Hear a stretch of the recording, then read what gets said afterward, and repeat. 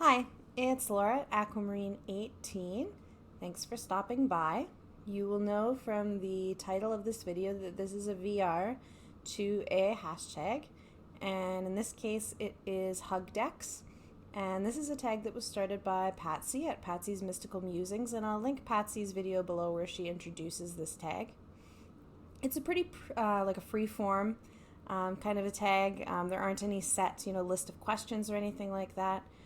The idea is just to share what Patsy calls, and I also call actually, our hug decks. And the way that Patsy talks about them, a hug deck is one that you might go to when you want just a slightly gentler reading experience, a deck that, maybe because of its artwork or whatever other characteristic or association, feels gentle and supportive.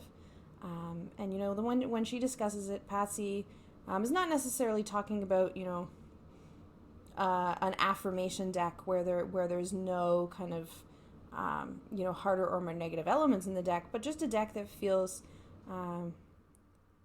like a gentle one, like a friend, that we might reach for when we're having a difficult time emotionally for whatever reason. And this makes complete sense to me because I think, and I think for a lot of us that have more than one deck or more than a few decks, for me, my kind of emotional state and mental state definitely really factors into which deck or decks I might, be gravitating towards to work with at any given time. There are obviously other factors too, like, the season or something like that. But definitely, and also the question or what the reading is about. There are certain decks I have that I like to work with for certain types of questions or areas of life more than others. But, the idea of a hug deck as a one that is gently supportive is definitely an idea that I relate to as well. And I thought I might have actually made a video about hug decks. I know it's something that I've talked about in comments on other people's videos, at various times, but I actually haven't made a video about hug decks before, so I'm happy to do that. So for the sake of not being here all day, I restricted myself to tarot, so I didn't pick any oracle decks, though I could, share hug oracle decks. So I restricted myself to tarot, and I just grabbed the first few that definitely stood out for me as hug decks. And as ones that I, when I'm working with them, it's often, because I need a hug deck. So I picked two. There might be a few others I could put in this group, but they're the two that stood out the most for me. So the first deck that I chose is the Considerate Cat Tarot by Madeleine Bélanger. And this deck is inspired, as the box says, by rescue cats. And I have two rescue cats. Daryl was, I adopted Daryl from the Humane Society, and Bandit I got because she's the kitten of a pregnant stray cat that my grandma adopted. So the rescue cat deck is very close to my heart for that reason, and I'm a big adopt, don't shop proponent for sure. But who wouldn't want a hug from a feline friend, during a hard time? Unless, of course, you're cat allergic, in which case, maybe not. But other than that, a cat, to me, cats are, emotionally intelligent in their own way. And my cats totally know when I'm having a hard time and are there with a cuddle when I need them. Daryl's often there with a cuddle, whether I want a cuddle or not. He tends to just show up. But, the cats are definitely a source of hugs for me. So this deck is a hug deck. It has a nice, soft color palette in it. It has all different cats.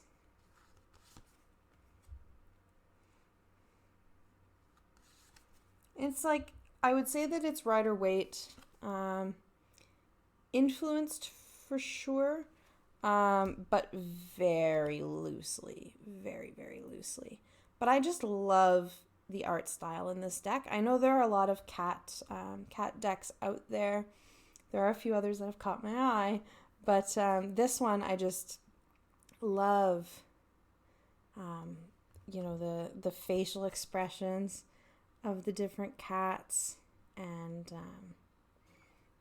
just the overall art style of this deck. And something really special about this deck is there's an extra guidebook that you can buy that's a hardcover guidebook. I don't really use the guidebook for the meanings or anything like that. They're fine, but you get to learn about the different rescue cats that are depicted in the deck, and their owners that they've come to live with in their forever homes, and that part of the book is my favorite part. But this is a definite hug deck. Even the cards that are, perhaps more difficult cards,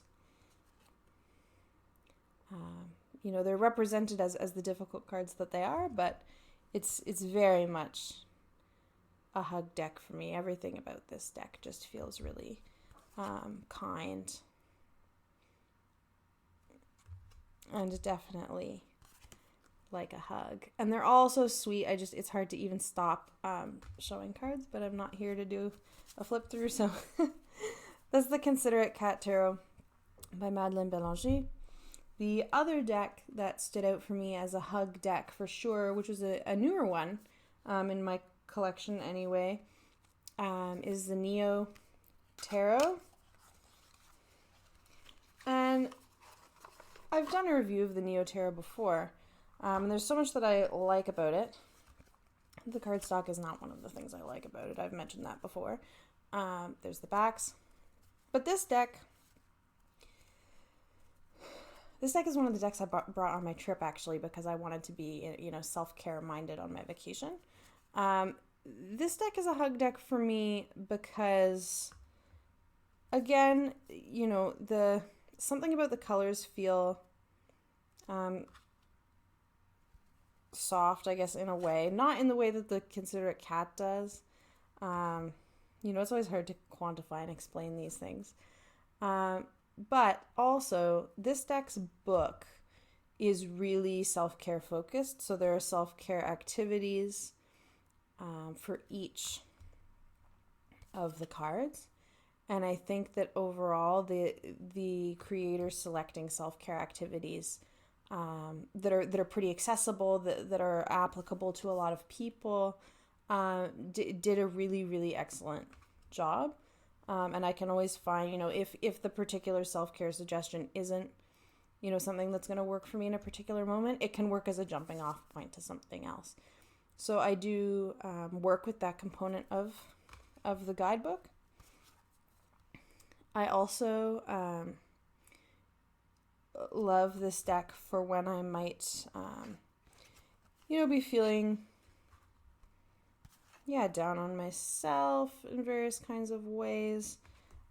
This deck reads as an inclusive deck. I really like all of the curvy body shapes in this deck a lot, and so that's like a particular kind of supportive to me that I really value. And it's it is a fairly straightforwardly Rider-Waite-Smith deck for sure. But something about the imagery that I can't quite put my finger on, and also definitely the book being self-care focused, and it also has affirmations and things like this. The book definitely feels like a hug in its own way. So those are the two decks in my collection that stood out to me as hug decks: the Considerate Cat Tarot and the Neo Tarot. Very different from each other. The artwork's very different thematically, different aesthetically. Don't by any means look alike or go together, but each in their own different way is a hug deck for me. So I'm keen to see what other folks pick for their hug decks and why particular decks fall into that category for them. And if you don't make videos, as always, if you can participate in the conversation as well and share what, if any, decks you have in your collection that are hug decks in the comments. Thank you again to Patsy for sharing the decks in your collection and getting the conversation going. And thanks for watching, everyone, and I wish you a great day, and I'll see you again soon. Bye.